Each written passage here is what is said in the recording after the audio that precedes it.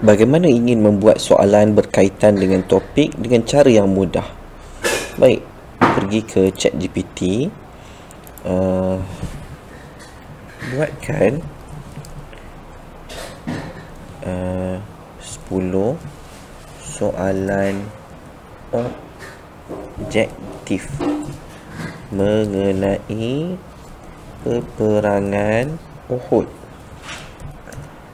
yang sesuai untuk diberikan kepada pelajar darjah 5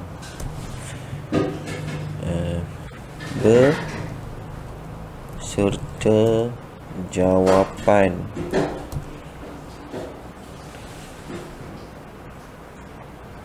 Okey, kita klik.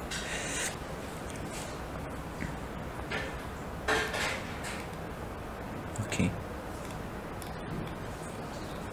ini dah ada. Siapakah sahabat Nabi SAW yang syahid dalam perang Uhud yang digelar singanya Allah? Jawapannya Hamzah. Siapakah yang menyerang dari arah belakang tentera Islam? Khalid bin Al-Walid yang belum masuk Islam. Ini juga boleh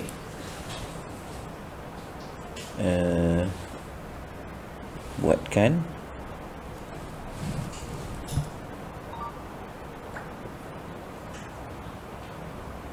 dalam bentuk Word untuk kita berikan latihan kepada pelajar. Kita klik sini.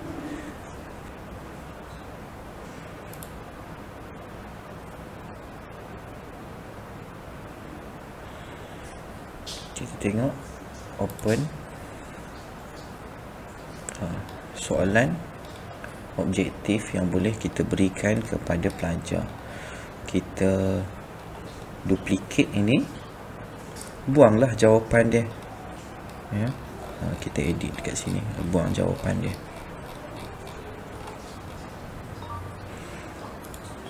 Ataupun kita nak buat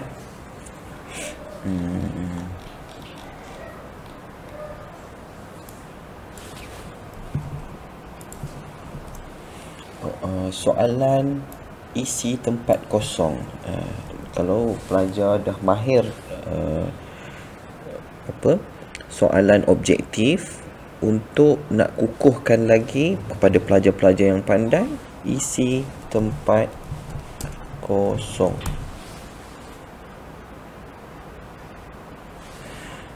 Okey, kita tengok apa hasilnya.